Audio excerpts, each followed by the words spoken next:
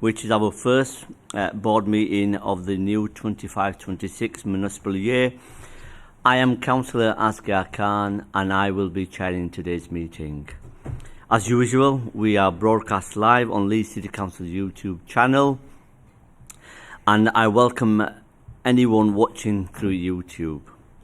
Before we move on to our formal business, I would like to thank Councillor Thompson, Councillor Chapman, Councillor Andrew Carter, who have now moved on to new committee positions following the annual council meeting last month.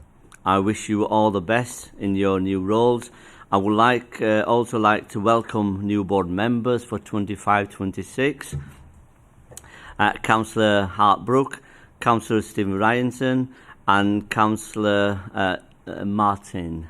I look forward to working with you this year. Today's meeting is focusing on setting out our remit and terms of reference for 2025, discussing our planned work programme and source of work.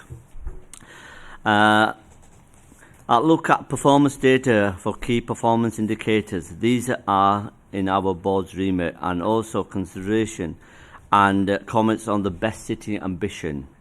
Updates will go back to the executive board in July.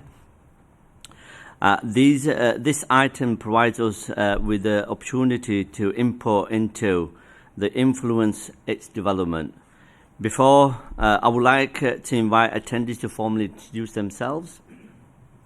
I will go around the room to my left for the introduction. Can I ask the guests to introduce themselves as well, please? Thank you, Chair. Councillor Pauline Graham, Crossgates and Winmore Ward. Good morning, everyone. Councillor Sharon Hamilton, Moortown and Meanwood Ward. Good morning. Craig Timmins, Councillor for Carverley and Farsley Ward. Hello, everyone. Councillor Lisa Martin from Roundhay Ward. Morning, everybody. Andy Parnham, Councillor for Armley Ward. Morning, everyone. Councillor Tom Hinchcliffe, Bramley and Stanley Ward. Good morning, everyone. Claire Matson, Head of HR. Good morning. Tim Rollett from the Council's Strategy and Performance Service. Morning, everyone. Mike Eakins, Head of Policy and Strategy and Resources. Morning, everybody. John Mulcahy, Chief Officer, Elections and Regulatory. Morning, Mariana Paxton, Deputy Chief Executive. Morning, everybody. Councillor Deborah Cooper, Exec Board Member for Resources and Deputy Leader. Morning, everybody. David Halligan, Chief Technology Officer in RDS. Good morning, everybody. Councillor Conrad Hartbrook, Rothwell Ward. Good morning, Councillor David Blackburn, Farnley and Wortley Ward. Good morning, Billy Flynn, Councillor for Adam Wharfdale Ward. Morning, everyone. Rob Clayton, I'm the Scrutiny Advisor to the board. I will welcome Councillor Sam Firth, who's just walked in the room and he's going to get his business card in the... Councillor Sam Firth, Harewood Ward. Good morning. Thank you for the introduction. Moving to the agenda item, can I ask Rob to take us through the first 5 items of the business, please? Yes, thank you, Chair. Yes, item 1 is appeals, Chair, and there are no appeals against refusal of inspection of documents today. Item 2 is exclusion of the public, and there are no items that are exempted to be excluded from the public domain. Item 3 is late items, and there are no late items. Item 4 is declarations of interest, and I will briefly pause to allow any members to declare any. I shall take silence as none. Item 5 is apologies, Chair, and we have apologies from Councillor Ryan Stevenson, with Councillor Firth attending as a substitute. Thank you. Thank you. Item 6 is the minutes of the previous meeting held on the 28th of April 2025. Page 5 of the agenda pack. Do members accept these minutes are true and correct record? Yep. Thank you, Paul. Councillor Graham. Councillor Blackburn.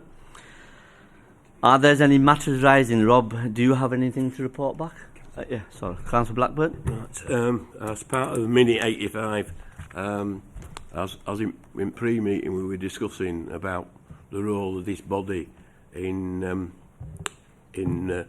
with the budget, and basically in our title we have resources, and I just wanted to highlight under this minute the fact, really, I personally think, and I think a lot of other members do as well, that if a department is overspending, well, when we get our budget reports from them, the directors should come to this board and explain what they're doing to get the financial position in order. Thank you, Councillor Blackburn. Your point is noted, and we will take that back, and we will look into it for you. Rob? Yes, thanks, Chair, and yes, noted as well. On minute 85, just to highlight that it's a linked matter, but that Children and Families Scrutiny Board, under Councillor Flynn, who's obviously attending today, is taking a financial health update and the Children Looked After Sufficiency Strategy. So that element, which I know the board has mentioned in the past, is now being picked up through Children and Families. But obviously note Councillor Blackburn's comments, Chair, and we can work on it and bring something back. Yeah. Is that okay, Councillor Blackburn? Yeah, thank you. Any matters rising from onwards then? Rob, have you got any more? That was the only one, Councillor Can. Okay. Yeah. Any updates from board members? Any matters rising from those minutes? Nope. Thank you. Okay, we will now move to agenda item 7, page 15 of the agenda pack, which sets out the options for cooperative membership of the board 2025-26. Rob, would you like to introduce this report, please? Yes, thanks, Chair. And relatively briefly, it's all scrutiny boards take these items at their June cycle of meetings as effectively annual items. The options for co-opted members for each scrutiny board is to have 5 non-voting co-opted members for the term of a municipal year, and also there's an option to have 2 who we could appoint to a specific inquiry piece of work, again 2 non-voting. Other boards do have like statutory requirements on co-opted members, so that's why, for example, Children and Families has a tradition of, and is required to have a number of co-opted members. This board hasn't done in the past, but obviously the report does present that option to members to consider. Thank you, Rob. Any comments or questions to the board members? Nope. I can't see nope. Thank you. The recommendation on page 15 of our agenda pack, are we happy to approve board members? Yes. Thank you. We can now move on to item 8, page 19 of the pack, which is a report setting out the terms of reference and the remit for the coming municipal year. As usual, statutory resources, we have lined up presentation to introduce the service area which in our remit of our new board members for this year, and refresher for the returning board members. Rob, can you introduce the report, and then I will ask Mariana and John to introduce the presentation. Yes, thanks, Councillor Khan. Yes, so this is the board terms of reference, as you noted, Chair. Appendix 1 has the terms of reference for all scrutiny boards that applies to all 5. Appendix 2 is the Article 6 of the Constitution, which relates to scrutiny boards' functions and roles. And then Appendix 3 to this report is the board's remit, which covers the various services that are covered by this board and by the other scrutiny boards. As the Chair's noted, there's a presentation as well, and I'll quickly bring that up now. Thank you, Chair. Can I ask Mariana and John to present the presentation, please? Yeah, sure. We debated whether or not we should do this, given there are some new members, but not all. But actually, there aren't any brand new members to the council. So if it's okay, Chair, I do plan to whiz through it and not waste anybody's time. But obviously, if anybody wants any further background information, very happy to provide that either individually or collectively. Do you mind going straight on, Rob? Because we'll go through it fairly quickly. Thank you. So, and it's very similar to last year's presentation for those who remember it, and I don't make any apologies for that, because it, whilst a lot has changed in the last 12 months, also, plenty of our kind of challenges and opportunities in the strategic context remain very similar. So, describe a little bit about the context we're all operating in, which we're living in it. So, all councillors, I'm sure, really very au fait with all of that, and then talk a little bit about Strategy and Resources Directorate in terms of who's who, who does what, etc. Just because that might give, ideas for informing the work programme, and in particular it might, give ideas for pre-decision scrutinies, that kind of thing. And then John will cover his service area as well, which is in the scope. Thank you. So lots of challenges and opportunities. I think it's fair to say, things are massively uncertain and dynamic in the context that we're operating in. Feels actually to be getting more and more each week as we go on, but most of it outside of our control. So obviously what we do in the city is do as much as we can with that. From presentations that we've had, not just to this board, but more broadly in member updates that we do about our demographic changes and the strategic needs analysis that we do. I think, your surgeries and inquiries will be picking this up more than we do, but the effects of COVID and cost of living continue for lots of our communities, so it feels really important that we're very much cognizant of that. And in particular, we've already mentioned budget overspends, and some of those really complex cases that are presenting themselves to social care, both adults and children's, and indeed to, kind of health, etc., do have an impact, and it's important that we recognise why that is. And our role is to meet the needs of the public, so it's important that we recognise that. So hopefully our settlements, we had the comprehensive spending review last week, we will get a multi-year settlement. Hopefully it will get better, but it's fair to say we are, like all councils, still facing very significant financial challenges. Again, we've talked a lot about this at this board, trying to make more digital changes to improve efficiency, and that's likely to be something that's going to be on your work programme if you want it, is going to be important. And the customer strategy, whilst that is part of another board's remit, the strategy is about all services, so it's important that we are cognizant of that. As you know from the performance report, the staff survey is live at the moment, so we're expecting the results from that in July sometime. We're getting weekly results as they are coming through, but we know from the last staff survey there was a lot of workforce who were feeling burnt out and under pressure, and we know from our attendance stats that are in the performance report that is the case. So again, really important that we've kind of got that explicit. We continue, as you know, with our Team Leeds approach, which we'll talk about in a minute, and we've got the Best City Ambition on later.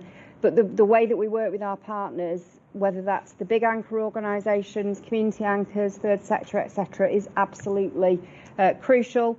And again, just to note our kind of major risks, that report will go to July's executive board, outlining what those standing risks are, which are some of those named there.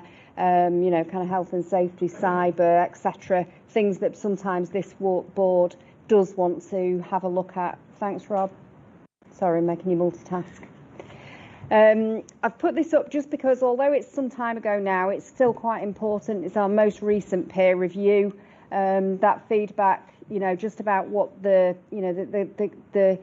peer reviewers found when they talked to members, partners, staff, etc., just about that commitment to the city. And I think we feel that all the time, and it's something we really want to kind of harness and build on. But in particular there at the bottom of that slide, those recommendations about how we maintain that momentum with that, how we get more strategic on our financial planning, how we do rationalise our assets and improve the way we work in locality working, and in particular the role of members through their community committees, etc., focusing on that kind of asset-based approach that we see in particular through the methodology that's mentioned there with ABCD. Thanks, Rob. I'm not going to do this one in much detail at all because actually we've got the Best City Ambition on and we're in very live with a refresh, but suffice to say, three things really in this that we like people to keep in their heads if they possibly can. It's all about poverty and inequality. It's in terms of what we're trying to achieve and why we're trying to achieve that.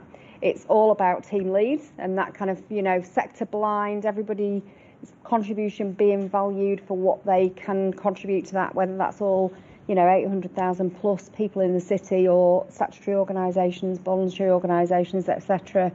And then the three pillars as we have had them known, and you'll hear how we're kind of iterating those hopefully in the next item, one of the next items. But all that we're trying to achieve as a city is set out in that Best City Ambition, which is why it's really important for this board in your strategic role to kind of be cited on that and keep that in your mind, if you don't mind, when you're doing the role. Thanks, Rob.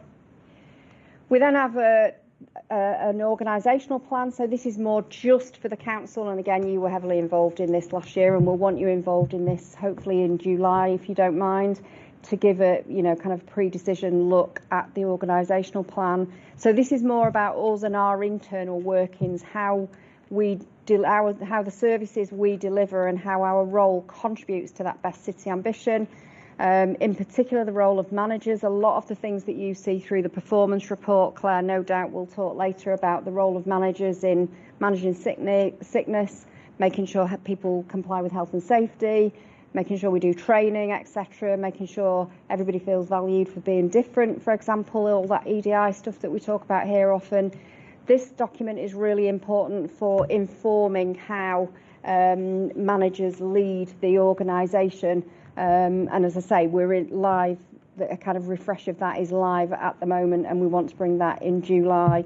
But again, I know these things can be a bit boring and a bit geekish, but they are important in terms of driving, the whole city for the Best City Ambition and the whole organisation for the Being Our Best plan. Thanks, Rob.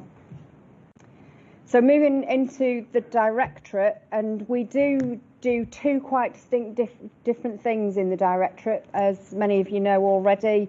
We do provide organisational leadership on a range of sort of like professional and support functions, whether that's kind of strategy, finance, legal, digital, etc., human resources. But crucially, and I think this is on the Forward Work Programme, and you had a look at it last year, we also provide a range of really, really important frontline services to the people of the city, whether that's kind of housing repairs, catering, school crossing, and transport for the most vulnerable people. So it's a really mixed directorate in terms of what we do. And then obviously importantly, we have some of the statutory functions with the Section 151, the monitoring officer, our kind of information requirements, and health and safety. So that's, gives you the scope of the directorate. Thanks, Rob. Just running through service by services. Again, I don't want to do this in detail because I think lots of people do probably understand it. But we, human resources, obviously a key function, everything related to all aspects of the employment life cycle. Business support, that's where we kind of house our payroll and all the administrators that support every service. Often these people go very much unnoticed, but I think we learned in COVID in particular just how crucial a role these people play to making the whole place work. We've got IDS, which is partly shared with some of our health partners, leading the kind of digital charge, whether that's around digital inclusion and training, Office of Data Analytics around information. Strategy and performance is a bit of an eclectic mix with comms, emergency planning, some of the colleagues who are here today in terms of our plans and performance reporting. You've heard from our Speak Up Guardian in the last two cycles for those who were here, and I think other people are aware that we do have a Speaking Up Guardian, and the importance of that role for us to really be a kind of an organisation that listens and responds to our workforce alongside the crucial role of trade unions and staff networks. Thanks, Rob. Financial services, I think everybody knows what that is, but actually there is a lot more to it than just kind of managing and planning and monitoring the budget, all the treasury management, internal audit, insurance, council tax, which, massive transactional service, kind of touches every household in the city. And then core business transformation, I think everybody will be aware we've gone live recently with both a new HR system and we're going live literally as we speak with a new finance system, massive project called Core Business Transformation, which Victoria's been leading. Civic Enterprise Leeds, I've talked a little bit about the range of services that are provided by Civic Enterprise Leeds, literally touching lots of people day in, day out, and making a difference to people's lives. And as you know, particularly in COVID, having that capacity and capability as part of the organisation really did make a difference in communities and worked crucially with you. And then legal, democratic and information governance, obviously, and you know a lot of these people because they interact with you a lot to support the roles that you play, and Lord Mayor's Office and information governance, as I've mentioned already. Thanks, Rob. That's me done. That was a quick whistle-stop tour, but as I say, if anybody wants any more information, I'm more than happy to provide it, but I didn't want to waste too much time. Thanks, Chair. Okay, morning again, Chair and Councillors. Just a quick overview for you for the services within elections and regulatory that fall within this Scrutiny Board's remit. So I'll work my way around from top left in a clockwise direction for you. A lot of you will be familiar with these services already, of course. So entertainment licensing, we license, the areas that we license is alcohol, entertainment, late night refreshment, gambling and some miscellaneous licensing, including scrap metal dealers, etc. The policy for decisions for entertainment licensing rests with the licensing committee, and licensing subcommittees make decisions where representations have been received from members of the public and other agencies. If there's no representations received, then tacit approval is given, which means that basically the licence will go through without any further discussion. We cover premises licences, events, temporary event notices. The only exception in this area of licensing is gambling operators, which are licensed by the Gambling Commission. So that's entertainment licensing. Moving across to elections. We maintain the register of electors, and of course we run all polls, which includes local, general, West Yorkshire Combined Authority Mayor, neighbourhood planning referendums and parish elections. Although we're in a fallow year this year, the polls do continue. We've had a neighbourhood planning referendum, we've had a couple of by-elections in Morley South, and a parish by-election as well, so the work still continues. And the big job at the moment for the elections team is they're currently refreshing all the postal vote identifiers, which is dictated by the legislation that every authority has to do that this year. So at the moment we're going through and refreshing all those with all current postal voters. Moving across to taxi and private hire licensing, this area licenses handy-carriage proprietors, handy-carriage drivers, private hire operators, private hire vehicles, private hire drivers. Again, licensing committee agree the policy for licensing taxi and private hire vehicles, and decisions are taken by officers. Land and property search services in the bottom right there. This is the service that deals with all search inquiries should you be purchasing land or property in Leeds. So when you go through your solicitors and ask what planning history, whether the highways are adopted, what drainage you have, whether you're in a smoke control area or anything, this is the service that pulls all that information together as part of that. And they also maintain the street register, which is a register of all the named streets in Leeds as well. Finally, registrars, bottom left there. In here we do births, marriages or civil partnerships, deaths and citizenship ceremonies. All of those are carried out from here in the Civic Hall, in the East and West Room. Sometimes in here, if there's an event on in Millennium Square, then we relocate the ceremonies to this room because obviously the events or demonstrations in City Square do intrude on the East and West Rooms. So we relocate here to make sure that people's big days aren't disrupted too much by things happening on Millennium Square. But obviously an important service that deals with people for important life events at various stages of their life. And that's a quick overview of the services that from my area that fall under your scrutiny board. Thank you, Mariana, and thank you, John, for your useful presentation and and the whistle tour of the terms of reference for our board, for new members and for previous board members. Can I ask for any questions or comments from board members? That includes Councillor Cooper. Do you have any comments on this stage? And any comments from board members as well? Chair, no, I don't have anything to add to what officers have just gone through. Okay, Councillor Flynn. Thanks, Chair. It's for Rob, I think. Sorry, Rob, are you just escaping? It's on page 25 of the papers. It's Vision for Scrutiny. Fully understand the reasons why finance has to play a part in whether or not a scrutiny board can undertake an investigation or whatever. I just wondered whether or not any work had ever been refused for scrutiny as a result of a shortage of resources. Any scrutiny board, not just this one.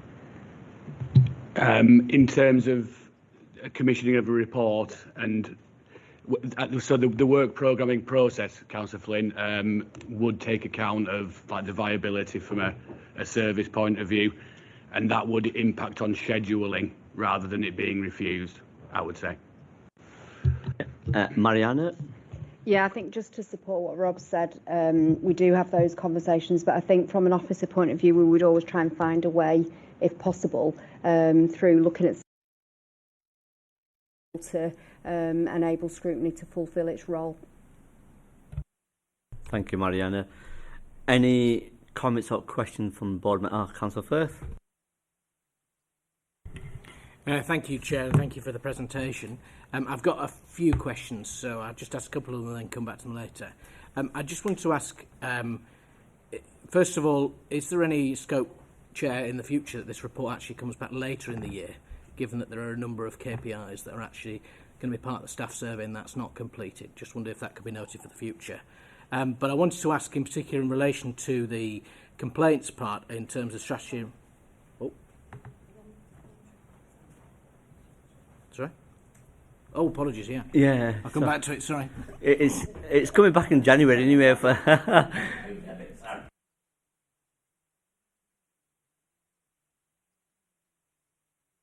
yeah, that's fine. So, yeah, just disregard those question early on. Any other comments or questions for the board members? No? It looks no. Thank you. Are we happy with the report and the recommendation on the page 19, board members? Yes? Thank you. So before I move into agenda item 9, can I welcome the leader of the council, Councillor James Lewis, to the board this morning. And Councillor Lewis, would you like to just introduce yourself, please? Hello, good morning. I'm Councillor James Lewis, leader of the council, as you've just said, and I've come along for the Best City Ambition item and happy to answer any other questions members have. Thank you, Chair. Thank you, Councillor Lewis. So we move on to agenda item 9 on page 37 of the pack, which introduce the discussion on the work programme. Also highlights a possible source of work for members to consider. We'll ask Rob to introduce this report. Yes, thank you, Chair. Yes, so another item that all boards take in the June cycle of meetings. So this just sets out an initial draft, very much draft work programme, conscious that the work programme is a member-led process, so it is there as something, as a suggestion of work items. The report also offers an opportunity for you as board members to shape the work programming and scheduling of reports throughout the year. Obviously, the work programme does come back and is considered at each meeting, so there is a monthly or nearly monthly opportunity to shape the work programme from your point of view as well. And I think that's it, Chair. Yes, thank you. Thank you. Before I open to the board members, if the exec member or Mariana would like to comment or suggestion any, from your perspective on the work programme? No? That's fine. Okay. Craig, Councillor. Thanks, Chair. As mentioned in the pre-meet, it would be really good if we could get the commercial manager here later in the year. I think it's important for us to, when we've got really tight budgets, to look at how we're maximising our income streams. Thanks, Councillor Timmins. Yes, as noted in the pre-meet, yeah, I will get on with that. I have made initial contact earlier in the year, but I do need to firm it up, so I will firm that up, and through discussion with colleagues, I'll look to programme that in as requested. Thank you. Before I bring Councillor Firth in, Councillor Cooper. Yeah, just to be helpful really in responding to that question from Councillor Timmins, the manager of CL does come along to performance reports later in the year, usually when brings reports to scrutiny. Did last cycle, and I would imagine will be coming again. And Victoria, of course, comes on a regular basis and has full understanding of that area as she covers over that now. So next time Victoria's here, you're always welcome to ask her questions on that subject. Thank you, Councillor Cooper. Rob, do you want to come back? Thanks, Chair. Just briefly, obviously noting Councillor Cooper's comments. Yeah, I think there's Councillor Timmins, just based on the pre-meet, would like to scope a piece of work potentially on income generation, isn't it? So whichever shape that takes, it would be the officer that is felt to be most appropriate that attended. Yeah. Councillor Firth. Speaking to the correct item, Chair, I just wondered whether in the future the performance report could be put into a slightly later schedule if future staff surveys are going to impact on data that's provided. Thank you. Yes, it's going to be coming back in January, so hopefully at the beginning of the year. It's already scheduled in the work programme. Yep. Can I just make a cheeky suggestion? I appreciate I'm a sub, but if in the future it's going to be the same, could we, in 3 years' time, have it, or 2 years' time, have it going to be at the July meeting rather than this meeting, so that we can actually get that report? Thank you, Councillor Firth. Your comments have been noted. Thank you. Any comments or questions from board? Yep, no. So thank you, everyone. Are we happy with the report on recommendation on page 37? Yes, thank you. So we move on to our performance report on page 47 of the pack. We consider performance at this meeting, also later in January. Through this, we get to have a closer look at the key performance indicators, which sits with our remit to check performance and identify any future or focus. Tim's going to be heading the presentation, so I will hand over to Tim. Good morning, councillors. Tim Rollett from Strategy and Performance. I'll give you a quick overview of our performance arrangements and also on the report that we're going to review this morning. So in terms of our performance indicators, these show us generally how on track we are to achieving the Best City ambition and our organisational plan. And the indicators in this report focus on those key areas that Mariana and John have just given us an overview of. So finance, HR, IT, etc. We come to this board twice a year because the indicators are constantly being updated, and it's worth noting, as with the example of staff survey, some of those indicators might only come out once a year or less frequently, whereas other ones, like attendance, are constantly being updated. So by coming twice a year, we sort of give you a good snapshot of where we're at with performance. But the indicators don't just come to this board. There's other indicators as well that the other respective scrutiny boards will review and challenge. The indicators are updated frequently and go through the respective directorate management teams. So strategy and resources, for example, will review their share of the performance indicators. We also report performance to executive board, and as Mariana mentioned, we'll be back next month to the board with the annual performance report. And also as well, in December, we go in front of audit committee with another report about performance, but that covers the arrangements and the mechanics of how we collect the information, check and challenge it and report it. So there's two angles to how we report performance. One is the actual results and what we're doing about it, and the other is the mechanics of the arrangements. So just moving on to key points from this Times report. Obviously, we've got the staff survey, which is currently in progress, and the results will be collected and analysed in July, or from July when the survey closes. We've got a good section on HR around their key performance indicators and representative workforce. There's a couple of points to sort of point out there around what the indicators are and the definition of them. So slight change there, but it's fully detailed in the report. Staff sickness is an area that understandably we are focusing quite hard on, and there's a slight change in the description of the indicator this time, again fully detailed in the report, and I've got Claire here to answer any queries on that when we come to it. Gender pay gap, again, we're continuing to reduce that gap and have done for a number of years now, and that's one of the indicators that is an annual indicator, but it's a year in arrears because sometimes the calculation takes a while to sort of go through the system, so it's worth pointing that out. Balancing the budget, again, there's a detail here around the financial side. There's also areas there we've got on complaints where we've got a challenging particular area of complaints and what we're doing about it to address it in terms of different ways of working and changing the resources.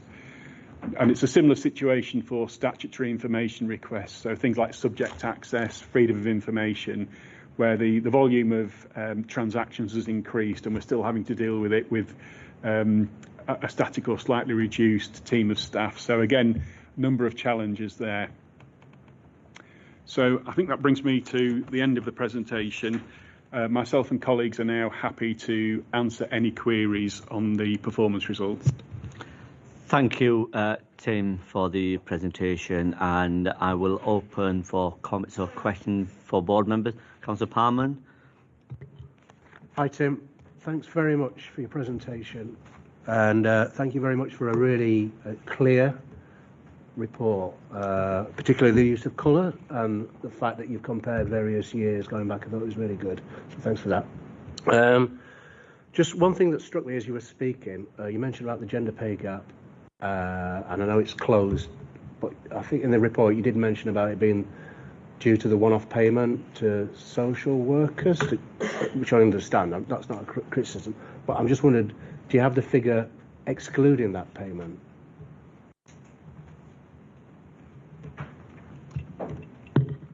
Thank you, Councillor. I'll come in on that one. So in the gender pay gap, we haven't calculated a separate figure with the exclusion of the retention payments, because the way the data is collected and it pulls through, it's difficult to extract that from the core data.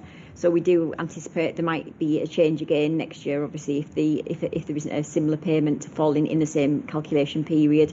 The data is collected at a point in time, so it's always collected on the 31st of March each year. And then it's reported in the following year as part of the pay policy reporting. So we were able to, we did look at options of trying to do that, but unfortunately we were able to extract it. Thank you. Thank you. I've got Councillor Hartbrook, please. Thank you, Chair. I wasn't sure which order we were going in. Thanks for the report. It's a really interesting read.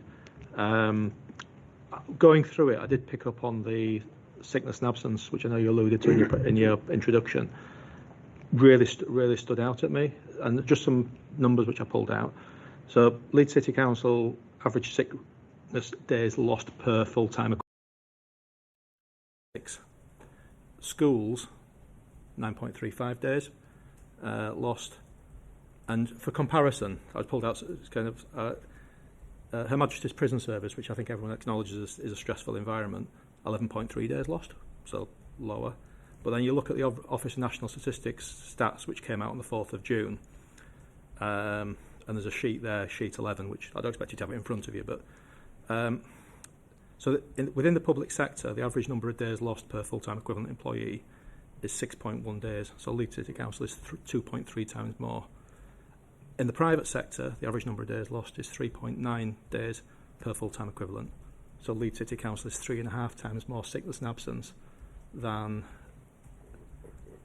basically, than the private sector. I think in your introduction you said that we're focusing hard on sickness and absence, but looking at Leeds City Council sickness and absence, these numbers have been comparable for a number of years. So I want to know what exactly is focusing hard when the numbers are as appreciably higher than pretty much any sector I can point at.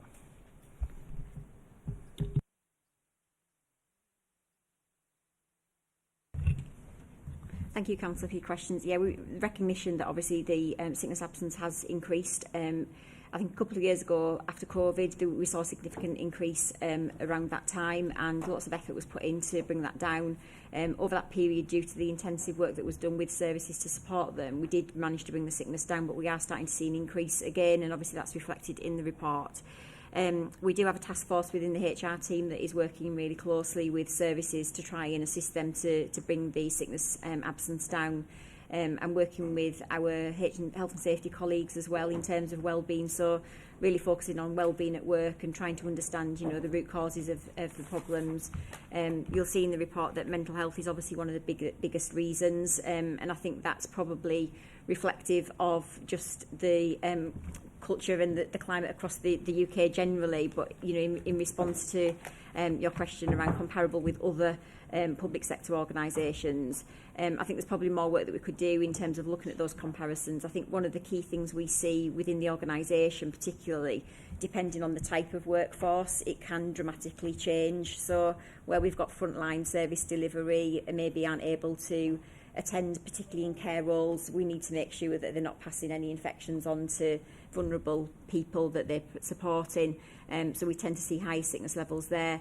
Obviously, people that are doing manual work, depending on the type of reason for sickness, might impact them being able to carry out the role, whereas sometimes more of an office-based role, things like a broken leg or something like that, can still continue, kind of working from home. So I think it's interesting to look at the comparison of the type of workforce, and that's what we've been doing in terms of the analysis. And we can see when we go into the kind of top 10 areas of sickness, it tends to be those frontline operating roles where we've got the biggest issue. So it's looking at every opportunity we can to support them back into the workplace. Thank you, Claire. Councillor Albrook, you got supplementary? Yeah. Yeah, I think it'd be really useful to understand for this board that segmentation by workforce. The other thing which I think is often interesting from an understanding what's driving it from an HR environment perspective is staff churn. So leavers and joiners, because obviously often if it's a difficult environment for people to work in, I think anecdotally people always say the churn of NQTs, newly qualified teachers, is very, very high because it's very much a kind of make it or break it kind of environment. So I think that, but it's recognised within that profession that more needs to be done to drive. And obviously, if you've got high levels of attrition or absence over here, it puts more stress onto those that are there working, therefore can become cyclical to some extent. So I think for this board, it'd be really handy to kind of see some of that data, particularly the staff churn and turnover and the segmentation by different teams and directorates. Probably more due to role specific rather than directorate, because I imagine every directorate, for example, will have office-based roles. Some will have manual-based roles, and I think that's probably a more useful split in terms of understanding perhaps what's going on than purely just by directorate. But thanks. Thank you, Claire. Do you want to come back? Thank you. Yeah, I agree with your comments there, and happy to look at that in a bit more detail in terms of giving you, kind of a wider breakdown in terms of the types of roles where we're experiencing problems with, and also that comparison with the turnover. We can look at the analysis around those particular areas as well. So, yeah, thank you. Thank you. Just before I bring Councillor Blackburn in on KPI 3, the sickness on this item, city development performs a lot better than other directors. Is there a reason for this? Thank you, Councillor. Again, I think that's probably comparable with the type of workforce we've got a lot. There is, whilst they do have frontline workforce within city development as well, actually highways and such like, there is a lot of, you know, kind of professional office-based staff within that particular area. So we've always seen a lower level of sickness absence within city development. And looking back over the stats over previous years, it's kind of correlates that it's always been a directorate that's had a lower level of overall sickness. Councillor Blackburn. Most of what we're going to ask, I think Councillor Outbrook has mentioned, and I'll explain why I'm asking this question. I have a friend who I was talking to the other week, and the company he works for has stopped people working from home, and the shock and shock that they had when they found out the absentee rate has gone down. Now, I would have thought the logic is that if you're working from home, you're more likely to carry on when you're ill. But have we got any figures to compare work for office-based workers? I mean, not necessarily mean if we compare it with manual workers, but office-based workers who are working from home and the ones that are working in the office. Thank you, Councillor. Interesting point, and I think it's one of those areas where different services have got different arrangements in terms of, you know, the level of hybrid working that operates and how that is managed within particular areas. So I think it would be difficult probably in terms of the information that's available to us to make that correlation. But I think just as a general point, in terms of office-based staff compared to manual workers, I think we do see that, you know, and like I said in my previous answer, there is often, you know, that situation where people can continue to work with maybe an injury or something like that, where they're okay to work and to carry out their normal day job, but they might just not be able to do it, you know, kind of get to work and do it in the office. Or obviously with a manual worker, it's maybe limiting what they would be able to do. So I think there's definite correlation between the two. And I suppose it's just making sure that we're providing that support, and obviously it's, you know, kind of not presenteeism, and it is people actually continuing to work. But I think that's reflected in the difference between the absence and the manual and office-based staff. Only thing I can think about it is it must be to do with mental health of a person, and certainly when we were having COVID, just talking to people via Teams and things like that drove you crazy. I mean, you didn't get that rapport with people, so there could be something in it on that. But I'd be just interested to find out, you know, if we're having that problem, and if it may be affecting people's mental health. And I suppose just in relation to that, I suppose that's a more of a qualitative study in terms of looking at, you know, kind of, I mean, speaking to service areas and kind of understanding, I suppose what I'm saying, we haven't got a global picture of it, you know, in terms of the data that's available, but that's something that we could explore. And it's maybe something linked to the staff survey, depending on what information comes out of the staff survey and how staff are feeling. If there's a correlation between areas where we've got a higher level of sickness, that's maybe something that we can explore locally within some core areas. Thank you. Next on the list is Councillor Timmins. Thank you, Chair. If I may, I'd like to come back a couple of times, if that's okay. So the first one I want to go on is the gender pay gap. A real positive to see that that's down to 0.8%. I do appreciate what you said about the retention payment. And the second real positive on this is that if we look at the top quartile, the highest earners, that women are evenly represented in comparison to the workforce proportion. However, if we look at the mid-ranges, there's an underrepresentation, and if we look at the lowest quartile, there's an overrepresentation. So my question is, bearing in mind as well that if we look at previous staff surveys, that career opportunity is a focus area. What can we do with people who are in the lower earners to help them realise that they can climb the pay scale? Thank you, Councillor. Yeah, it's a really interesting one, that. And I suppose there's a few initiatives that we've been doing across the council to try and help improve that. And I suppose the Inspiring Leaders programme is one of the key areas. And whilst it is a small programme, and we're just going into the second year, second cohort of that. That is giving people opportunities for people with protected characteristics where we've got underrepresentation to come forward and participate in the Aspiring Leaders programme. That's giving people real opportunity to access kind of meetings with senior staff and kind of be able to kind of gather information and get an understanding. This year they've also had a project that they've had to run, so it's given them access to things outside of their normal work environment, being able to look at finance and various different areas to give them more experience and give them the breadth of the role. And we are seeing positive turnaround from people that have been through that scheme. So I think part of that is obviously looking at how we can expand that over future years and give more people opportunities, because obviously the volume, but also looking at other things like the coaching and other opportunities to kind of support people into professional development. I suppose we've been doing quite a bit of work around recruitment as well, so making sure that we're looking at inclusive recruitment, so when people are looking for opportunities, they're not getting stopped at the first hurdle in that they haven't got the experience of going through an interview process and preparing for that.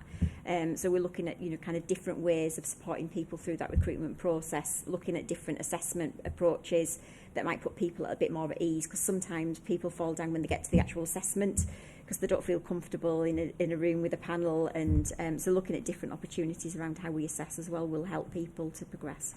Thank you. Thank you for that really positive answer, so yeah, really appreciate it. Next, I'm just going to turn to the staff survey. It's good to see that this has been launched again last month, and I think it's important for us as scrutiny members and for the council that this is a real meaningful piece of work. A workforce that is healthy of mind and body is also a more productive one. So, a couple of questions on this. So, how are we engaging staff to get more people to get the views across? And have we given directorates a target response rate for how many people we get to respond to it? And finally, I think, correct me if I'm wrong, Robert, the survey comes back to us in October? It's scheduled for the autumn, Yeah, so when that comes back, can we expect a comprehensive action plan from each directorate that we as a scrutiny board can feed into? And very finally, not related, but just on council tax, just looking at the rates of people that have paid or missed, do we have anything in place so when someone does miss a payment or we feel that they're at risk of missing payments, that we refer them to or organisations such as Money Buddies? Claire, do you want to come back? Yeah, I'll come back on the first few. Somebody might have to help me with the council tax question. So just in terms of the work to make sure it is a meaningful piece of work in terms of the staff survey, there's a lot of work going on to encourage people. So we're around about the 50% completion rate last year, or the last time, 2 years ago, which we're really positive around because it was much higher than what we expect in a lot of other organisations to achieve that level. Our lowest area of response rate was from staff that aren't necessarily digitally enabled at work, and we did a lot of work then to try and encourage people to complete the survey. This year we're using lots of routes, so we've got the normal email address that would the survey that would go out to the email address for anybody who's on a LCC digital system. Since we've launched the new HR and payroll system, we've managed to be able to get information out through that to staff as well. So anybody who's already logged into the new HR and payroll system will receive a link through that route. In addition to that, we've got QR codes that we've put up on posters and spreading that out around services where they aren't necessarily digitally enabled at work. And we've also got paper copies. So we've got various different routes in terms of people being able to access it. We've got the team doing quite a lot of work going out with services to try and encourage people to complete it through those various different routes. We're doing a lot to promote You Said We Did, so looking and reflecting back on previous survey results and the actions that we put in place then. So there was a number of corporate actions which we can share with you for those who've not received or seen that. Setting out, where you've said a particular concern, these are the actions that we've put in place just to really encourage people that what you do say matters, and we will respond to that. really reiterating the point around that it is confidential and you won't be identified, so please do share and provide your feedback, your honest feedback. So it's really promotion, and we've been working closely with lots of frontline services to try and make sure that we're increasing that, so attending any sessions that they're having with their staff. Managers are doing a great job themselves in communicating it out, and we've heard lots of good stories around how they're doing that. So I think there's lots of different routes and lots of different work to promote. So that's that point. That's the engaging staff. We haven't put a target response rate for directorates, but what we have said is we want to achieve higher than what we have in previous years. So really pushing and driving to increase those numbers. We'd much prefer to be up to more to the 70s, but we want to kind of push that and see what we can get. And obviously, it is individual choice. We can't force everybody to do it, but we would encourage people to. The action plans. One of my colleagues is working on that, and I'm sure they will be developing action plans at a directorate level. We tend to do the corporate wide one and then work with services to develop their own. They've also been doing a lot of work locally, promoting what they've done within their directorates to kind of promote at a local level. Council tax, I might need to hand over to somebody else. Thank you. Yeah, thank you, Claire, and I'll hand over to Mariana for the council tax. Thank you. question. Yeah, just to support Claire's answer on the staff survey, we are nagging about it like a broken record. To be honest, Andy is absolutely obsessed. He's got it, them coming in as on account on his laptop, and every Monday morning we get an update, and every Monday that goes out to directors to try and get as many responses as possible, because obviously the richer the picture we get of what staff issues are, then the more we can respond to those. And what will come in October will be, I think you might remember from last time, there's a dashboard. It works as a dashboard, and it's at service level, which is quite important, because back to the earlier question about attendance, quite a lot of our services are quite unique. So it's making sure that the kind of you said we did, and the action plan is at that service level, as well as being kind of summed up across the directorate. So that will be a pretty comprehensive. We'll need plenty of time on the agenda for that, because I'm sure there will be, a lot of interest. And in terms of the council tax question, I'm 90% confident that that kind of arrangement is in place for those referrals, just because of the work we've done on financial inclusion over a long period with a really good offer. As you know, we put it in member updates and, in public communications at every opportunity, and particularly through the community hubs. But I will take it and just check with council tax that what the trigger is, and get you a note back. Thank you, Mariana. Thank you, Councillor Timmins. Next and final board member to ask questions is Councillor Firth. Thank you very much, Chair. I just wanted to come back to a point that was raised earlier by Councillors Blackburn and Hartbrook about the 13.86 days lost per full-time equivalent employee.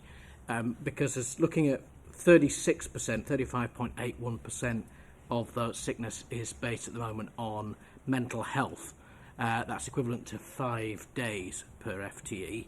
And obviously, as has been mentioned, it's 6.1 days lost per FTE across the public sector, according to the ONS Labour Force Survey. So I just wanted to ask whether we need to review in more detail whether our mental health support is actually good enough, or whether in fact we're actually doing enough to get to the bottom of why people are taking it off, to ensure that we're not obviously losing people when we could actually be improving the performance. And that then draws into my second question, which is that we've talked a lot about work from home and the issues there, and that might be partially the reason why there's been an escalation in the number of mental health cases, given that lack of interaction with colleagues, or particularly at the younger end of those employees that we've got coming in. So I just wanted to ask, is there any chance or scope that we can have some more meat on the bone about delivery, as well as also just about whether that's the working from home is actually impacting on that as well, and whether we can actually impact that in the future survey? Thank you, Councillor Firth, for the questions. Claire? Thank you, Councillor. So in terms of the mental health support, we have got lots of work happening within the health, safety and wellbeing team, looking at various different support we can put in terms of mental health. One of the new features of the HR and payroll system actually splits stress-related down into workplace stress or other. We do find from previous kind of information that we've had that it isn't always one or the other. It tends to be a combination. But we would be able to, from the new information that we've got in the HR and payroll system, be able to identify if it is particularly work-related stress that, you know, kind of we're supporting people with. We've broadened out looking at things like financial well-being as another particular area, because that has a knock-on effect to people's mental health. So there's various different elements that would add up towards the country, and we can provide more information around all of the support that we provide in terms of mental health, and you know, kind of give that to you outside of the meeting if that would be helpful. But I think it's kind of, as like I said before, in terms of reflective of society, in terms of increases of people suffering from mental health conditions and obviously things being diagnosed, and you know, kind of that's more prevalent, I suppose, in terms of the place that we're living in at the moment. Just in terms of working from home, like I said, we can look at some analysis around that just to identify whether or not we're seeing any trends around that. We have got strong guidance around our hybrid working arrangements that has been shared with services, and that's been in place obviously for a couple of years now, and the expectation is that people will be in the office as required for business. So you know, there isn't standard set days for people to work from home that we can't call in if we need them for a work related service delivery. So I think that should be balanced locally within services in terms of how that's managed. But certainly with the links to mental health questions, we can have a look at that in a bit more detail. Do you want to come back, supplementary question, Councillor Firth? Yeah, that's one.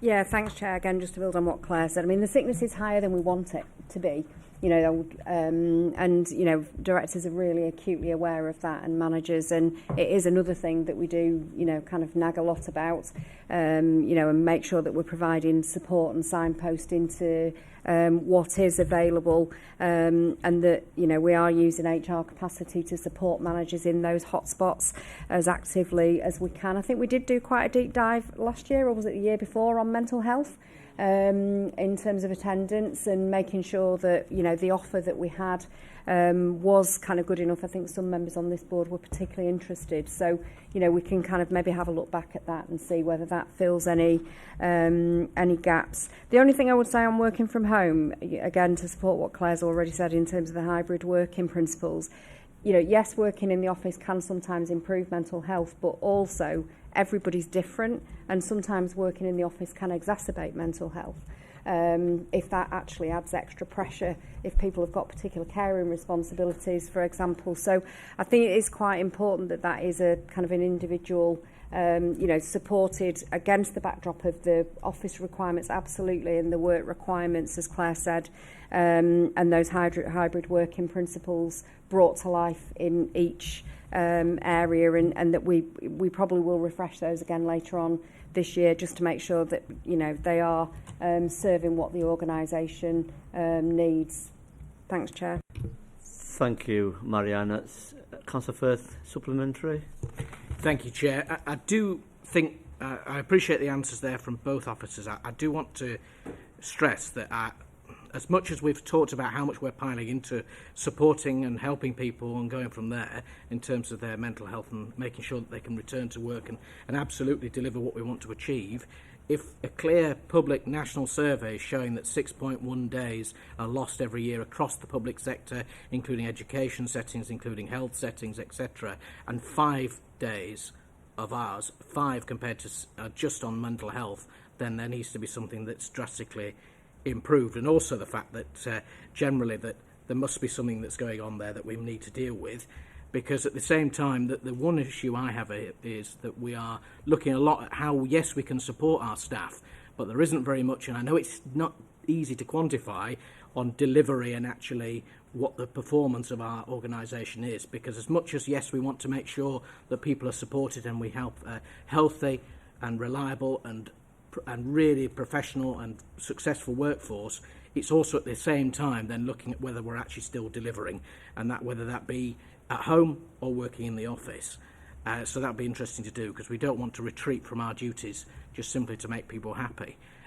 We want to make sure that we want to deliver for the people of Leeds, which I'm sure and I know everyone wants to do. There's a separate question I want to ask on that particular point, which comes down to this particular directorate, which is about complaints. given that we have the fewest number of complaints of any directorate, but we actually have we are just under the top place for the percentage not completed or responded to within target by 1%.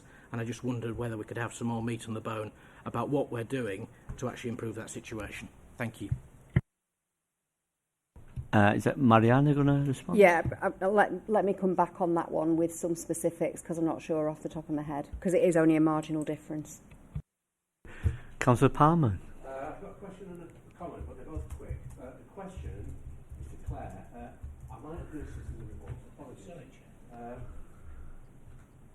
The staff survey, is it done? Are staff effectively paid to complete the survey? Or do they do it in their own time? And how long does it take to complete? It doesn't take long to complete at all. I think it's maximum 10 minutes, not even, if that. And obviously depending on the level of comments that they want to put in terms of the free text area. We are encouraging staff to be able to complete it within their work time, so managers to give staff time to be able to do that, because obviously that's a potential barrier, isn't it, if people haven't got the time to be able to do it. So we are encouraging that. Thank you. I've got a second comment, which is the issue raised by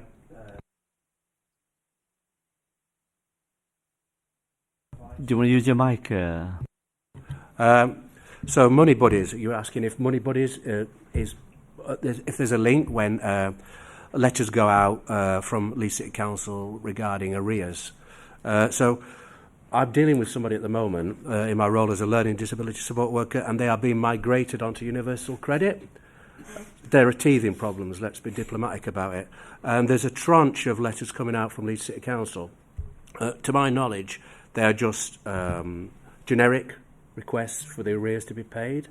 So it is a big deal with people being migrated onto universal credit. So I do really think that what Councillor Timmins raises about some advice being there early on would be really useful to stop people worrying, basically.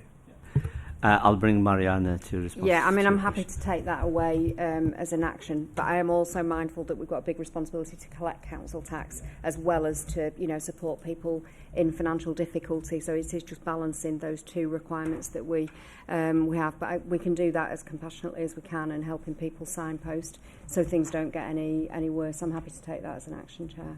Thank you, Mariana. Councillor Hartbrook, and then finally Councillor Firth's going to have a supplementary question at the end.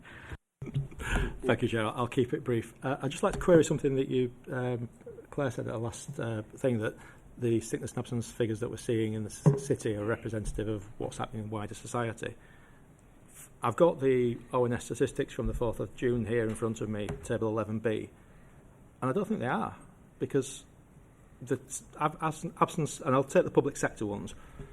In 2015, the absence average was 6.2 days lost per FTE. In 2024, it's 6.1. There's been some fluctuation, and there was a slight uplift in 2022, 2023, presumably due to COVID. But I can't see, and again, it comes back to, you're talking single digit, mid-single digits, whereas in the, in LCC, Leeds City Council, we're at nearly 14 days lost per.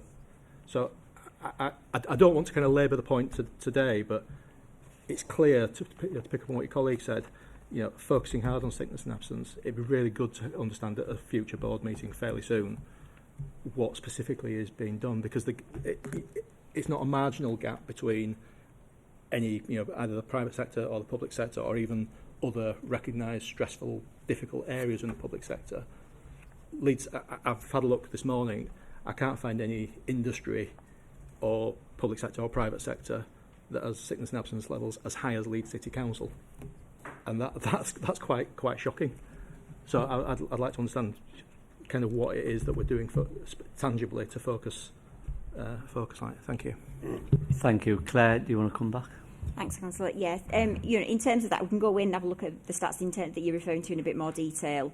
I think when we've kind of checked against other local authorities, it's been comparable that they've seen increases and things like that as well. I'm not too sure how long ago that was that we did that comparison, so I'll go back to colleagues and check on that information. But yeah, we can certainly pick that up and do some more analysis on that and come back to you. Thank you.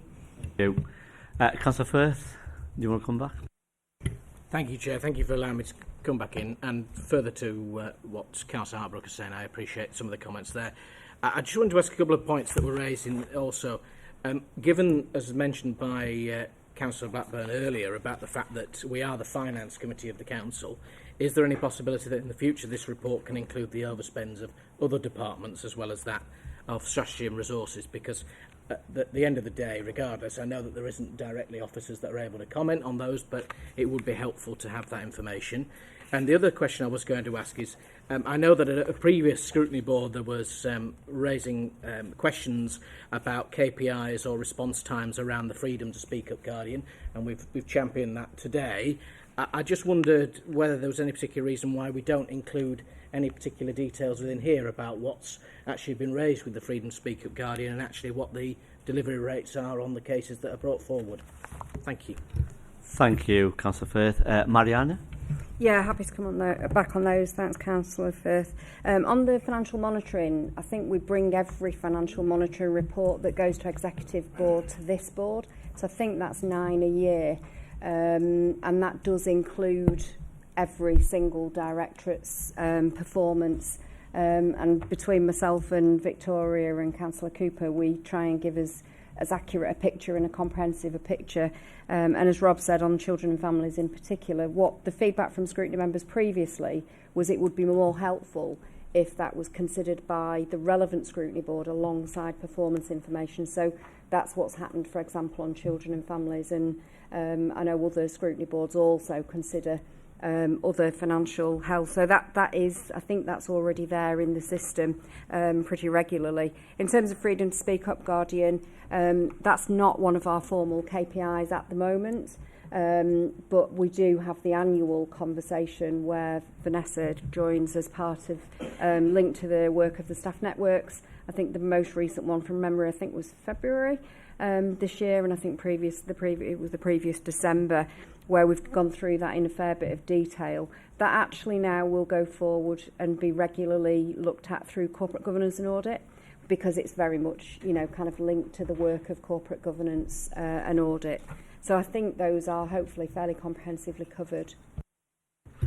Thank you, everyone, the board members.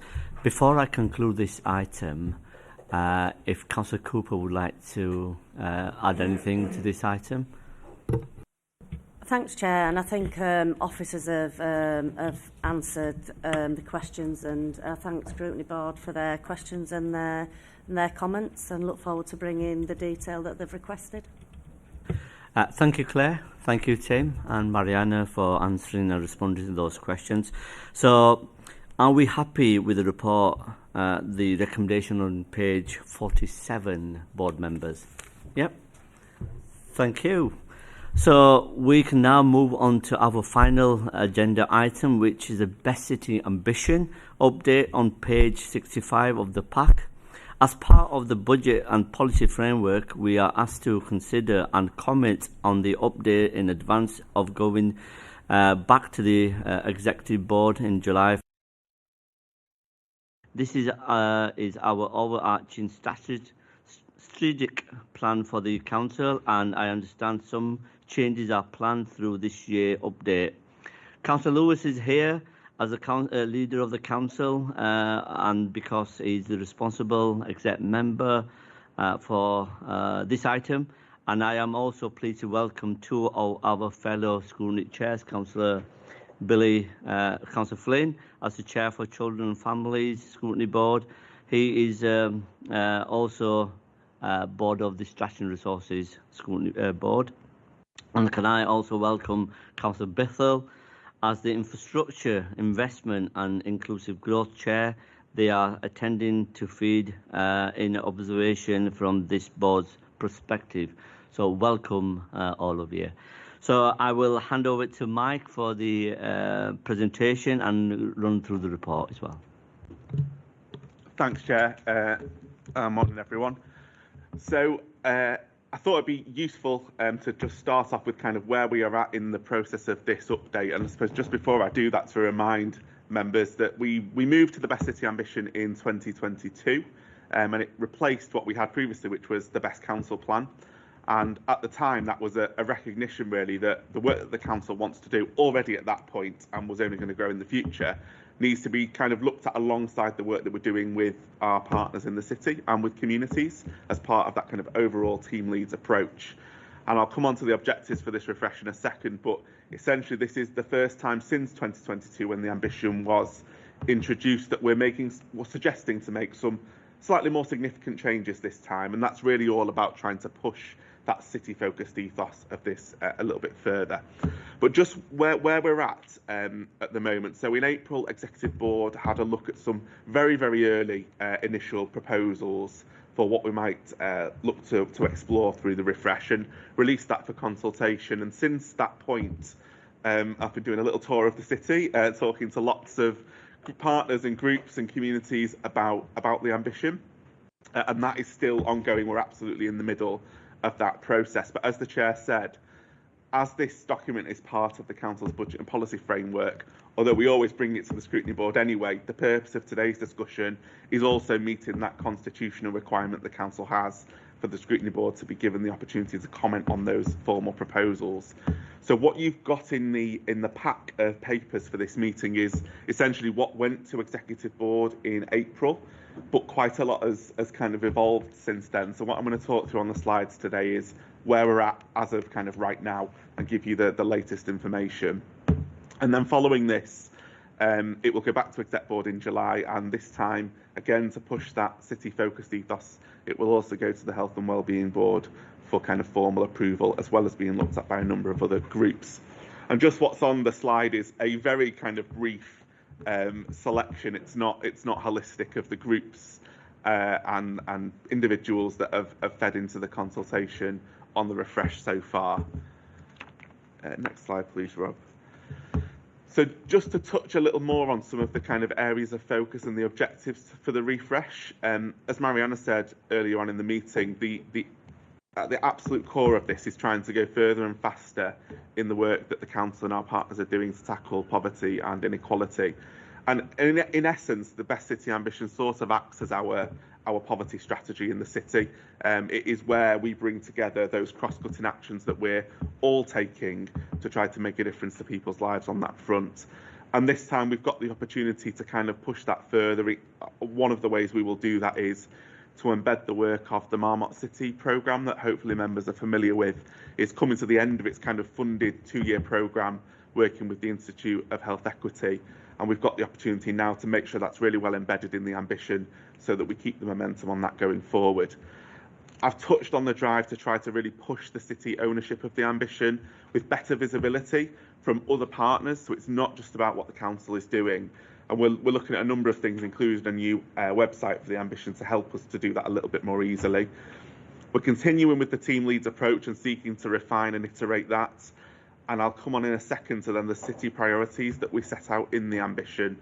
To date, organised around the 3 pillars, but we're proposing some changes to that, and that's really trying to focus on the big high-level things that we want to do together over sort of the next 10 years. We're very much looking to kind of the medium and longer term here, and those big things that need some long-term consideration. And then there's the kind of delivery. So really focus through this update of trying to, I think I've described it on the slide in a second, of trying to give the ambition more bite and really like drive through our partnerships and through our underpinning strategies. How is this making an impact on people in their daily lives? So that's really the focus of the refresh. Next slide, please, Rob. So essentially what I've just talked is there are those three elements. The team leads approach, which is kind of how we work, the city ambitions and the priorities, which is kind of what we're working on, and then how we push that out through all of the systems that we've got in the city. And there are a number of things that I'm going to touch on over the next few slides of how we're trying to take that forward. This slide is in your pack, and the reason I've included it, it's probably too small to see on screen, but what this has got is it's the description of what we mean when we say team leads. And on the left-hand side is what the Best City Ambition currently says, and on the right-hand side is what we're suggesting we move to. And Rob, if you go to the next slide, it's a bit bigger of just kind of the proposed refreshed approach, but do refer to the pack for the old version. And essentially what we're trying to do here is establish a set of ways of working, of principles that partners across the city can sign up to, and kind of set a little bit of expectations we can have of one another. What do we mean when we say we want to work as team leads? And really sort of challenging thing to do, but what we're trying to achieve this time, and is very much the explicit conversation we've been having, is can every partner organisation who works with us on the ambition adopt these principles and take them in to their own organisation, sort of alongside their organisational values?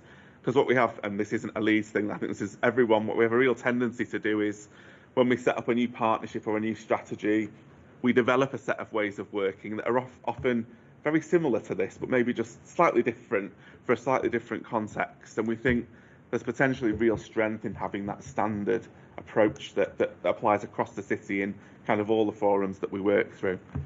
And the principles there are hopefully relatively familiar because they're really building on what's gone before. I won't go through them all, but kind of really focusing on putting people at the centre, making sure that we're kind of evidence informed in what we do, that we track what we're doing effectively. And then the final one is kind of a merger of a couple that went before, and it's really trying to capture, I suppose, what we often see in the spirit of Leeds of let's just get things done. What we do is far more important than what we say, and really let's try and take that ethos and that focus into our work together. So following on from kind of the team leads approach, we then set out the priorities that we want to work on. And I should just say before we kind of run through the detail on this is where the 3 pillars currently comes in. So health and wellbeing, inclusive growth and zero carbon. And we're proposing some slightly bigger changes this time. So health and wellbeing and inclusive growth remain in there as kind of the big social and kind of an economic focus of the work that we're doing. But we're proposing zero carbon probably needs to be broader going forward. So our work to reduce carbon and tackle climate change remains, as important, more important than it's ever been before. But we also want to reflect in there the kind of practical implications of that for people in their lives. So actually, having a green view of the future, having kind of climate and environmental priorities is equally about people having access to really good quality green space in their local community. It's equally about how do we support people with, really high fuel prices to heat their homes and to get out of fuel poverty. So all of those issues are brought in through this refresh in the way they were a little bit weaker previously. And then the other key thing to mention is around a 4th area that we're proposing to introduce alongside the 3, which is around strong communities. So since I'll run through these briefly in a second, Rob. Since we introduced the ambition, there's been sort of a constant debate about are we missing a trick? Are we missing something around community? And that's come out really strongly through the consultation we've done over the last couple of months. So that has been added in this time. And I won't go through all of these, but what we've essentially got in the packet on the slides for each of the 4 areas, which we're proposing we just call ambitions and drop the language of pillars, which probably isn't particularly helpful. It very much gives a visual image of separate things when actually all of these things overlap in how they impact people's lives. So we're probably moving towards just talking about the Leeds ambitions. We've got a sort of vision statement of what we want Leeds to be like in the future. And then we've got 3 things for each of the 4 that essentially are the high level priorities we'll work together on. So for health and wellbeing, they're the best start for children and young people. It's about reducing health inequalities, and it's about being a city where people can thrive right through their life, and we're creating an age-friendly city as well. On inclusive growth, it's about supporting people to reach their. Sorry, next slide, please, Rob. It's about supporting people to reach their potential through education and training and employment opportunities. It's about growing the size of the pie and really making sure that Leeds is making its contribution to the national economy. And then it's about how do we create a great place to live? How do we invest in the infrastructure and the regeneration that's going to take Leeds to where we all want it to be? On zero carbon, next slide, please. It is that environmental point about continuing to reduce carbon emissions and strengthen our climate resilience and improve biodiversity. But it's also about how do we support people to live more sustainable lives through things like investing in our public transport infrastructure so that it's easier and cheaper and more reliable for people to use. And how do we make our homes and buildings more energy efficient? How do we lift people out of fuel poverty? And then on community, it's about how to create neighbourhoods where people do feel safe and secure and where we're kind of fostering good social cohesion this is one of the really key things that has come out through the consultation that has definitely shot up the agenda probably since we first developed the ambition and was probably missing in what we've currently got. It's about, through a lot of my engagement with councillors through the last few weeks, really common theme that's come up is how do we get to a point where people are proud of where they live? Because actually so many of the challenges we see in communities can start to be overcome when people take pride in their local area. And many places across the city already do, and people do. But how do we really encourage, support people to do that in the work that we're doing as partners across the city? And then the final point about the kind of sorry, Rob, just on the previous slide, the final bullet, just kind of the what makes life worth living kind of point. So a lot of what we talk about when we talk about poverty and inequality is tackling the big, hard challenges people face in their lives. But actually having access to culture and sport and the arts and each other and being connected to each other is equally really important in how we support people to live healthier, happier lives. So that's the kind of what of the ambition. And then on the driving that delivery, I touched on, this is not, everything, but wanted to highlight a few of the things we're trying to do that are newer to try and, I suppose, increase the impact that the ambition makes. I've touched on a website. We're also proposing that for each of those 4 ambitions, we identify a sort of convener in the city, an organisation or a partnership that will take responsibility for bringing the city together around that theme. And that's not the council doing it on all 4 things. So we're in active discussions with lots of partners in the city about who were the right people to step forward and play a leadership role on each of those things. We're looking closely at how we can improve the data sharing amongst organisations and better benchmark where we are, where we want to be, what trajectory are we currently on some of these key issues, and how do we therefore impact where we need to. And then there's the wider work around, particularly probably led by the council, around strategic communication, how we're telling our story to the city and to partners outside the city. What do we want them to see in Leeds? And then how do we translate this into the organisation as well? So we've touched earlier on a kind of refreshed organisational plan for the council. And what that will do is essentially translate those city ambitions and set out what's the council's contribution to this. That's a pretty whistle-stop tour through quite a lot of work, but really happy to take any questions, welcome any thoughts, and there's just some kind of prompts on the screen which might be helpful or not. Thanks, Chair. Thank you, Mike, for your running through the report and the presentation. And I will, before I open to the board member, and I want to ask Councillor Lewis, does he want to add anything on this item? Thanks, Chair. Thanks, Mike, for a really comprehensive overview. So I won't add a lot to it, and I won't talk for the sake of talking. Everybody will be pleased to hear. What I do think is really important about the Best City Ambition is, as Mike said, it is an attempt to recognise there are some things in the city we are going to achieve working with other organisations, whether they are large public sector institutions or some of the smaller charities or voluntary groups we all work with in our own wards. And the Best City Ambition is an attempt to bring all this together.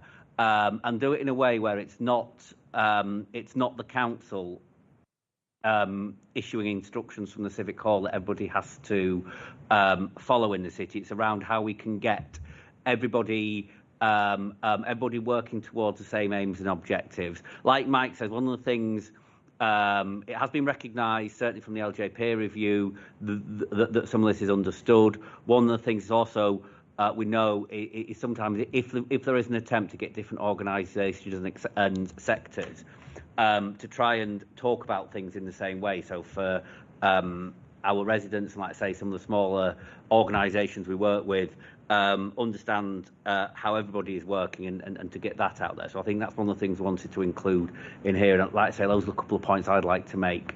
I'm really interested in the board's questions and comments on this. Thank you, Councillor Lewis, and thank you, Mike. Any comments or questions? Oh, Councillor Palmer, yeah. Thanks, Chair. Yeah, I just wanted to get in at the start and say, Mike, what a fantastic presentation. We've got these further ambitions and we're pushing this forward. For me, my heart's in community development and I represent Armley wards. What you say resonates so much. In fact, I'd like you to come along and say those things to the local care partnership. We have a very active local care partnership in Armley, as I'm sure we do in other wards. So that's fantastic. I've just got one question, and it's a stats question. It's just a little stats question, but it makes a big difference. So on page 71, at the top of the page, you talk about the growth of the city going at 3%, bearing in mind we're starting off at 810,000. So 3%, is that annual increase of 3%, or is that 3% over the period to 35?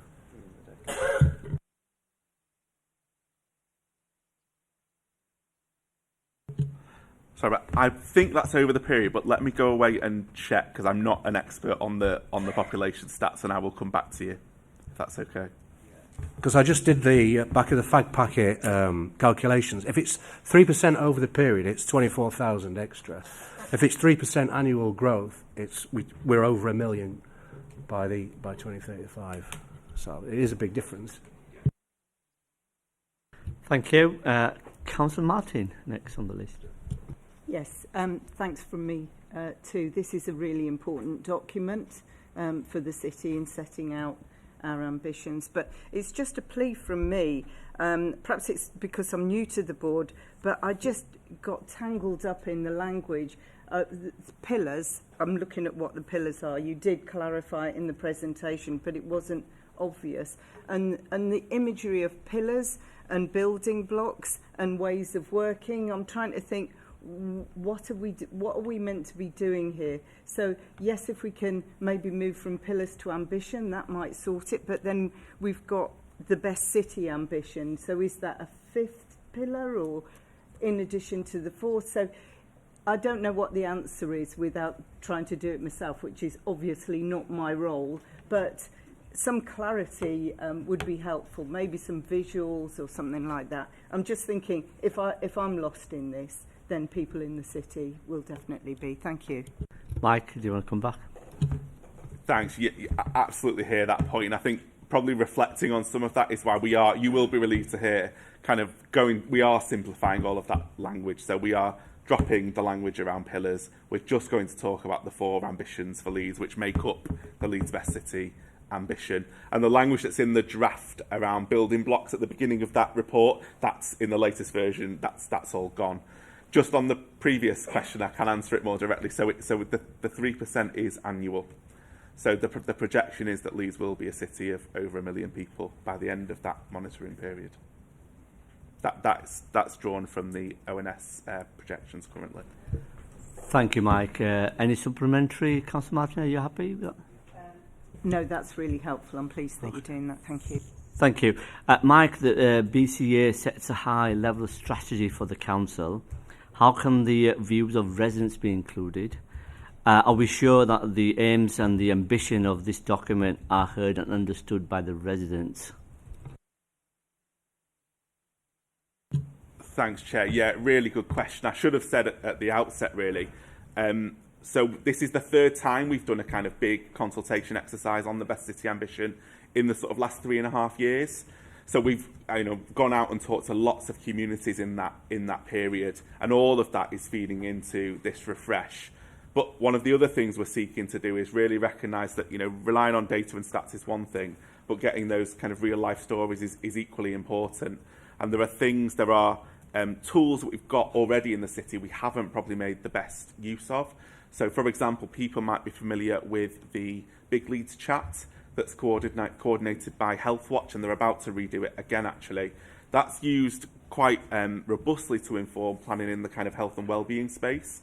But actually, when you do what I've done this time and go and actually look at what are people responding to on the Big Leeds chat, they're talking about their lives. They're talking about everything that kind of affects them. They're not just talking about health and care services.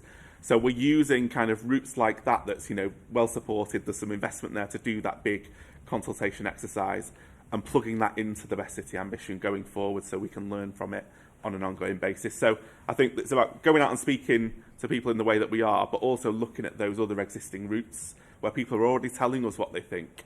And the kind of onus is on us a little bit to join the dots and make sure we're able to listen to that. And that's what we're trying to do. Brilliant. Thank you. Next on the list is Councillor Flynn.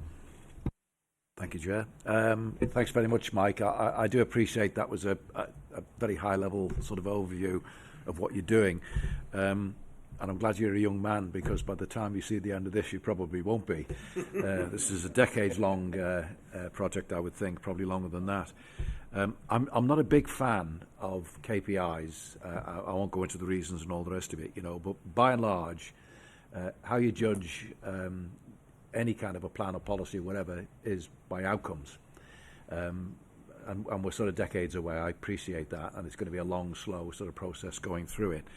I'm assuming that the Marmot City, the idea originally is the thing that drives this, and there are now, I think, in excess of 50 organisations, 40 plus cities, who are actually Marmot cities.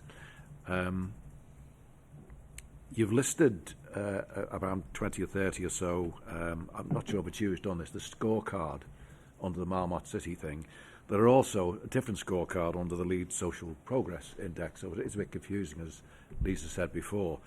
But the items you put down here, just to go through a few of them: life expectancy of birth, babies' low birth rate, percentage of children with a healthy weight, and then goes into attainment and education, which are absolutely critical and key to what you're trying to do, because if you don't get that right, then you forget everything else. So I'm sure that there must be KPIs, for want of a better word, for all of these ones you put here. And I know they're not comprehensive, because it doesn't include anything about, growing old gracefully and all the rest of it, which is also part of the of this sort of strategy. But are there any statistics which show, how well we're doing? I want to say, well, obviously it's going to be very, very gradual on all the rest of it. I mean, Coventry's been doing it now, I think, for 12 years. And I wonder if there's any sort of crossover between us and all the other cities that are doing it regarding the actual outcomes and how successful we actually are in achieving what we're trying to do, which I have to say I absolutely agree with, all of this. Brilliant. Thanks, Mike. Thank you, Councillor Flynn. Mike, do you want to respond back? Yeah, sure. So you're absolutely right. It's exactly those kind of things that we're keen to monitor. And there's quite a big, detailed piece of work being done around the Marmot City, and some of those indicators that are listed in the report as those Marmot indicators, that there's a lot of work gone into understanding to a very kind of deep level the data around those things, and being able to draw out the inequality, so we understand where is, it's not just a Leeds number. Actually, we understand where's the city performing well, where's it performing less well, and what's the gap, with the focus really being on trying to close that gap as well. If you're going to the Marmot City event next month, the kind of end of the 2-year programme, that kind of indicator set is essentially going to be launched there as a set of things that we will be able to monitor much, much more closely going forward, in exactly the way that you kind of describe. And the intention with the Best City Ambition is to build those in as a really fundamental part of the outcomes framework that we have for the ambition, so that it will essentially be them alongside some broader economic indicators and jobs indicators, so we understand some of that breadth. And that's what we will then focus and report on at least an annual basis for the Best City Ambition going forward. So there's some things in there that are a real mix. Some are absolutely very, very long term. So, life expectancy, for example, there's to some extent little point monitoring that on less than a kind of 3 or 5 year basis, because the changes won't be significant in that time. Other things like educational attainment, perhaps on an annual basis, we would hope to see move. So there's a real mixed bag of things in there that we're going to try and make sense of in a more detailed and kind of fundamental way going forward. So that's what the thing for us to do right now is, I suppose, to make sure we're focusing those on the right things. And that's what we're hoping to just unpack through this consultation. Thank you. Yeah, briefly supplementary. We'll be very brief. The one I'm particularly interested in, of course, Mike, is life expectancy, from my own perspective. Really, I know you've got to go through a huge amount of work in order to present these kind of reports, and without wanting to appear to be in any way dismissive of it, it's very cuddly language. And I'm more interested in sort of hard data about what we're actually doing to achieve what we've set out to achieve. Outcomes obviously will come in due course and all the rest of it, but I'd like a much harder sort of approach in terms of the strategy we're adopting to get where we hope to get, and with, I don't know, some kind of information about how we're doing Now, I think you said something about in 2 years' time and all the rest of it. Is a long-term project, no problem with that at all. But there's a huge amount of information here, and I've been dotting through all the various sort of attachments to this, and it's mind-boggling. It really is. Down to basics. That's what I'm really after. Okay. Thanks, Chair. Thank you. Thank you. Your points have been noted as well, Councillor Phil. Next one, Councillor Bithell. Thank you, and thanks very much for inviting us, Chair. There's 2 points from the Infrastructure Investment and Inclusive Growth Scrutiny Board. The first is there the possibility for a more explicit reference to the role of our own assets in wellbeing and culture to deliver the ambitions for improved wellbeing and inclusive growth? While I'm mindful of the team leads approach, actually I think putting in what we have to offer could be beneficial. And then the other, Chair, I guess is more of a comment to you around requesting whether your scrutiny board would recommend a formal recommendation that performance lead officers meet with their relevant scrutiny chairs to discuss how performance reporting for January 2026 will change in light of the Best Council ambition changes. Thank you. Thank you, Councillor Bithell. I'll let Mike come, then I'll respond to your question to the Chair as well.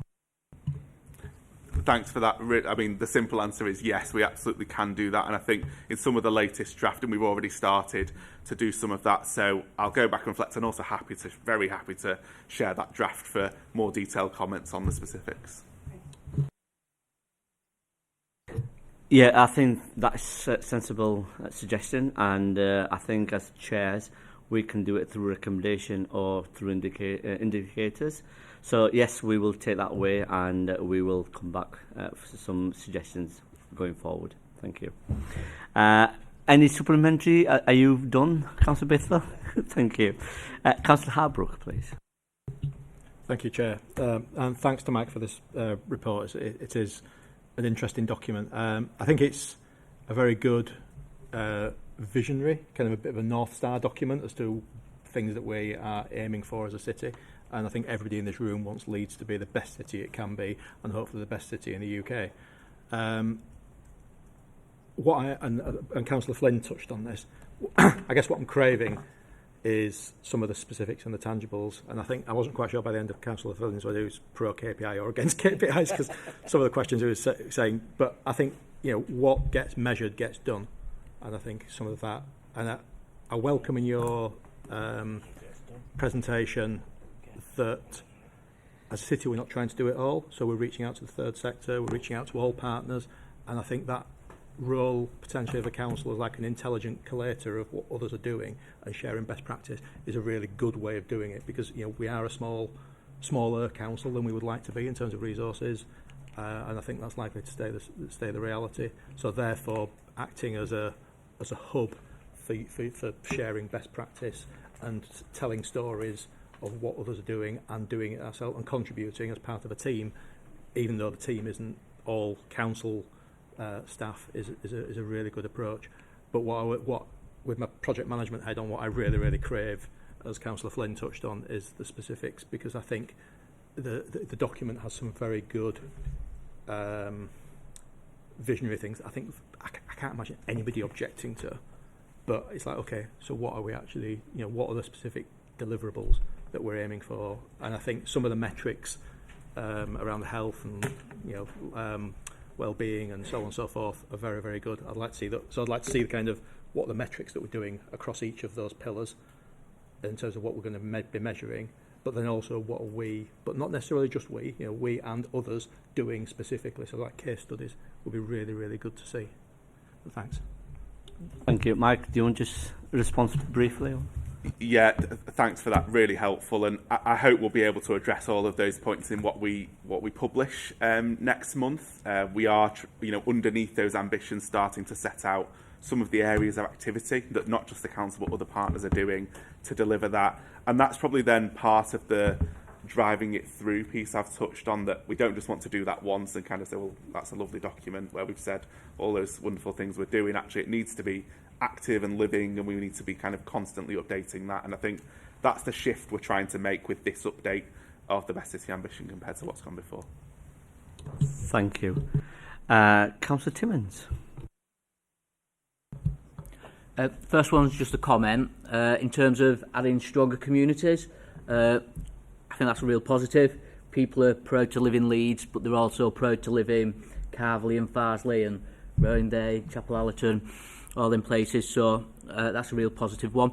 And my question is around partners. We've talked a lot about partnerships, working with different organisations, charities, community groups. Have we ever thought of introducing a status for organisations that really contribute to the Best City ambition, so that they can say we're a Best City employer or we're a Best City company, which will in turn raise awareness about the whole ambition? Ariana, do you want to come back? Yeah, I mean, in some ways we have that with the anchor institutions.